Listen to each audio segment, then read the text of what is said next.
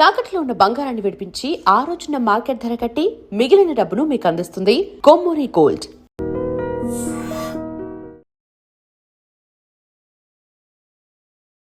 నమస్తే, welcome to ఐట్రిప్.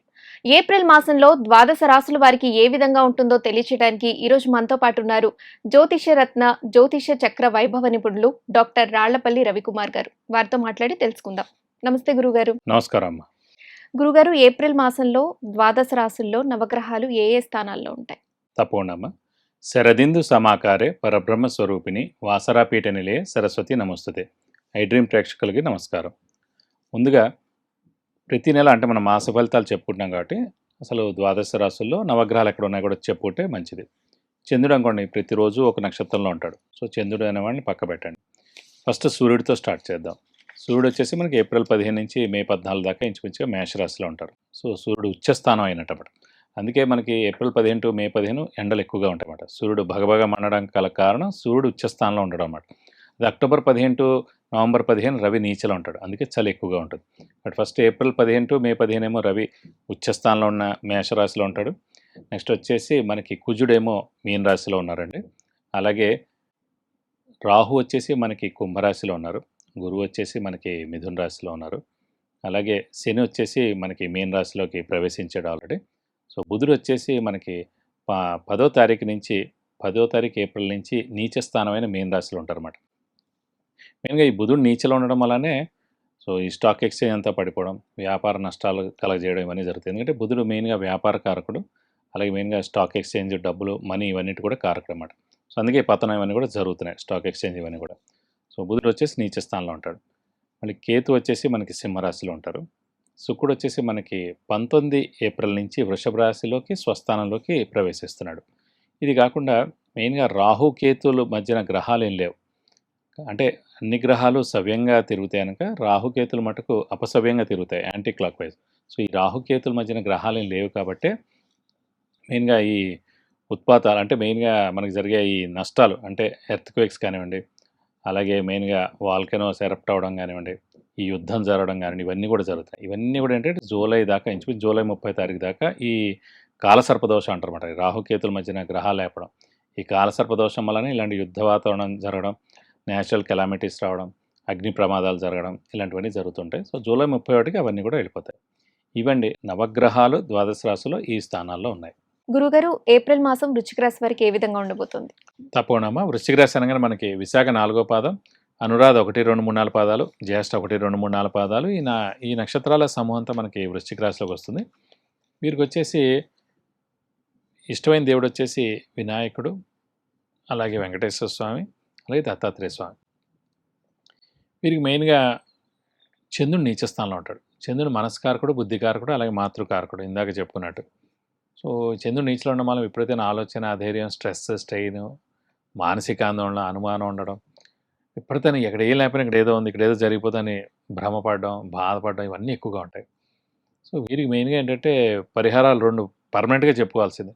గోచారీత్యా కానీ జాతరీత్యా కానీ పరిహారాలు వేరే ఉన్నా కూడా వీరు ఫిక్స్డ్గా పర్మనెంట్గా చేసుకోవాల్సిన రెమెడీస్ వచ్చేసి మెయిన్గా ప్రతి సోమవారం ఉపవాసం ఉండడం, అలాగే ముత్యం 3 క్యారెట్స్ బంగారంలో రైట్ హ్యాండ్ రింగ్ ఫింగర్కి, ఉంగరం వేలికి సో సోమవారం రోజున ధరించాలి. ధరించే ముందు శివుడికి కానీ అమ్మవారికి కానీ అభిషేకం కానీ అర్చన కానీ చేయించి పెట్టుకుంటే చాలా మంచిది. కేవలం సోమవారం మాత్రమే ధరించాలి గురుగారు? ప్రతిరోజు ధరించాలి. ఫస్ట్ టైం పెట్టుకున్నప్పుడు సోమవారం పెట్టుకోవాలి. సోమవారం చంద్రుడికి ప్రతీక.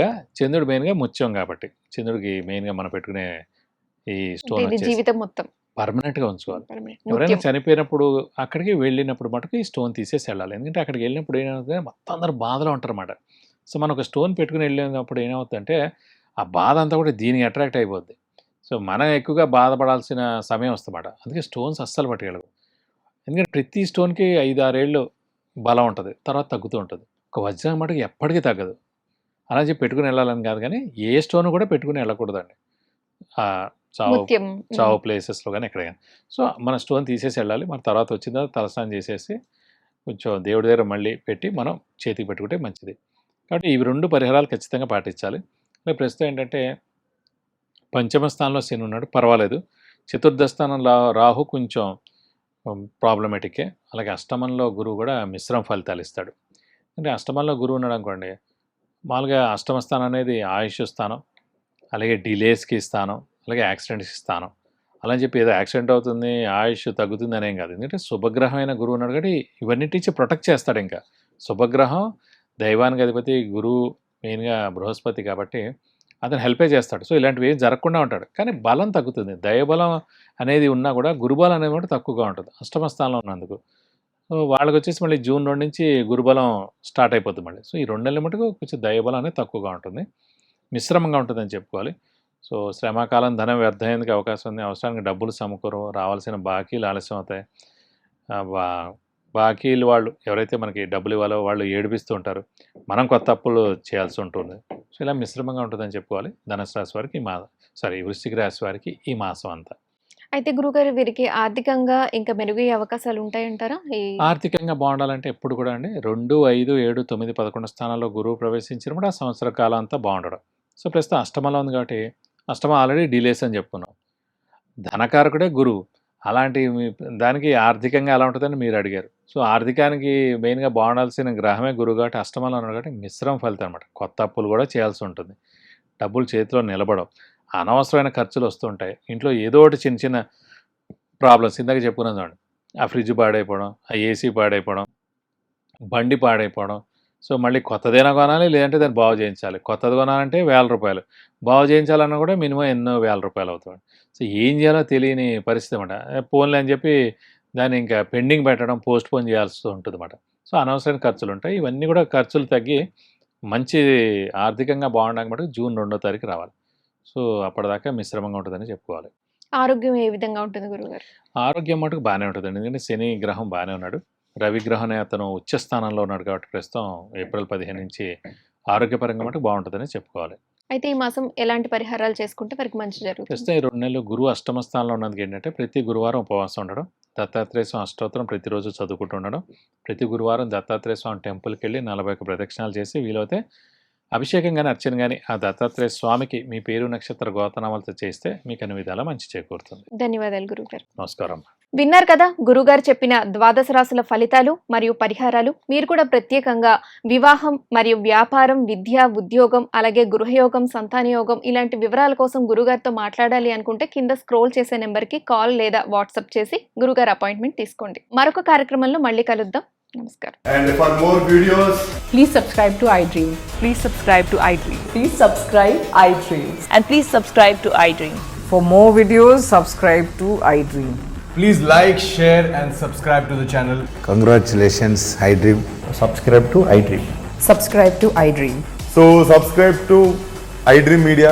iDream की iDream team अंदर की huge congratulations. Please subscribe iDream Media. Please subscribe to iDream. Subscribe iDream. Please subscribe to iDream. iDream అంటే నా కళల ఛానల్ను సబ్స్క్రైబ్ చేసుకున్న నోరు తిరుగుతలేదు, మీరైతే గంట గుర్తు కొట్టండి. For more such videos, please subscribe to iDream. Subscribe to iDream. Please subscribe to iDream. Please subscribe iDream Media. Please do subscribe to iDream. Please subscribe to iDream Media. For best entertainment and information, please subscribe iDream. And don't forget to subscribe to iDream.